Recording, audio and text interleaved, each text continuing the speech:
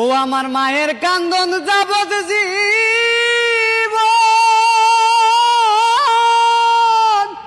দুই চার মাস দিন বনের কান্দন রে।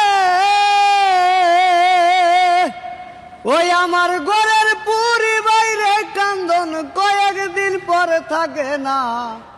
দুঃখের দরদি আমার জনম দুঃখী মা, গর্ভধারণী মা, জনম দুঃখিনী মা। দুঃখের দরদি আমার জনম দুঃখী মা, গর্ভধারণী মা, জনম দুঃখিনী মা। দুঃখের দরদি আমার জনম দুঃখী মা। ওরে 10 মাস 10 দিন মায়ে গর্ভে দিল ঠাই। রক্ত মাংস খাইয়া মায়ের ভবে আইলাম ভাই। ওরে ভূমিষ্ঠ হইয়া যখন উঠিলাম কান্দিয়া, শান্ত করিল মায়ের বুকের দুধ দিয়া। ওরে অসুখ হইলে দেখি যাইয়া আমার মাই রইছে বিছানায় বয়ারে। ওরে তোরা দেখবি ঘুরি হাদিস খুলে করছে নবী ঘোষণা। দুঃখের দরদি আমার জনম দুঃখী মা, গর্ভধারণী মা, জনম দুঃখিনী মা। দুঃখের দরদি আমার জনম দুঃখী মা। ওরে আতর খুরা ল্যাংরা লোলা হলে পারে ছেলে, ধুলা যাইরা টান দিয়া তো মায়ে লয় যে কোলে। ওরে পুত্র যদি কুপুত্র হয় মাও নাহি ফেলে। মাই ভিজাতে থাকিয়া কবু আমায় সুখ নাই রাখে। ওরে অসুখ হইলে দেখি যাইয়া মাই রইছে বিছানায় বয়ারে। ও তোরা দেখবু খারি হাদিস খুলে করছে নবী ঘোষণা। দুঃখের দরদি আমার জনম দুঃখী মা, গর্ভধারণী মা, জনম দুঃখিনী মা।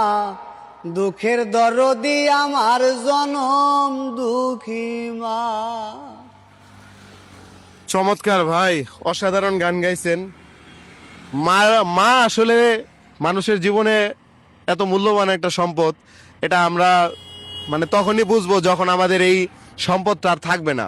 দুনিয়াতে থাকলে আমরা অনেকে বুঝি না, হয়তো যার নাই একমাত্র সেই এটার দুঃখ বুঝে। আমি মাঝে মাঝে দেখতেছিলাম যে গানটা গাওয়ার সময় আমাদের এই যে রিক্সা চালক রিপন ভাই হঠাৎ মানে তার কেমন যেন ভিতর থেকে খারাপ লাগছিল। এই খারাপ লাগার কারণটা কি? আপনার আম্মা কোথায়? ভাই আম্মা মারা গেছে। আম্মা কতদিন আগে মারা গেছে? মা মারা গেছে 30 বছর। 30 বছর? আপনার বয়স কত? আমার 31 বছর চলে। মানে আপনার তখন 1 বছর বয়স না তাইলে মানে আপনি তখন কতটুকু আছিলেন? তখন আমার বয়স 7 বছর। 7 বছর? তাইলে 30 বছর হবে না, আর কম হবে। যাই হোক, মা কিভাবে মারা গেল? আগুন লাগে পুড়ে মারা গেছে। আগুন লেগে? মায়ের চেহারা মুখে ভাসে এখনো? মা জীবনে কি গন্ধ আপনার কাছে? মা জীবনে অনেক কিছু ভাই, যে জিনিস চলে গেলে আর জীবনে পাওয়া যায় না। এই পৃথিবীতে মায়ের মূল্য দিতে শিখেন। প্রত্যেকটা সন্তান নেই বলবো, এই মানুষটা হারায় গেলে, শুধু মা কেন, মা বাবা এই মানুষগুলো হারায় গেলে আর কখনো ফিরে পাবেন না। থাকতে তাদের কদর দিতে শিখেন। এই পৃথিবীতে আমরা কেউ চিরস্থায়ী না, একদিন হারায় যাব। প্রত্যেকটা মানুষ মাটির সাথে মিশে যেতে হবে। আমরা মাটিতেই আসছি। সো বলবো যে যতদিন বেঁচে আছেন অ্যাটলিস্ট মা বাবার মনে কষ্ট দিবেন না, মা বাবাকে ভালোবাসবেন, মা বাবার অবাধ্য হবেন না। এই আশা ব্যক্ত করে আমরা বিদায় নিব।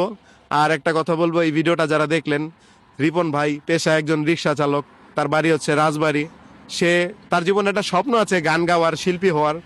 আপনারা যদি একটু চেষ্টা করেন, সবাই মিলে যদি একটু লাইক কমেন্টস শেয়ার করেন, আমি মনে করি যে খুব শীঘ্রই সে সফল হতে পারবে, একটা শিল্পী হইতে পারবে। সো এই পর্যন্ত সবাই ভালো থাকবেন, অপেক্ষায় থাকবেন। Thank you so much.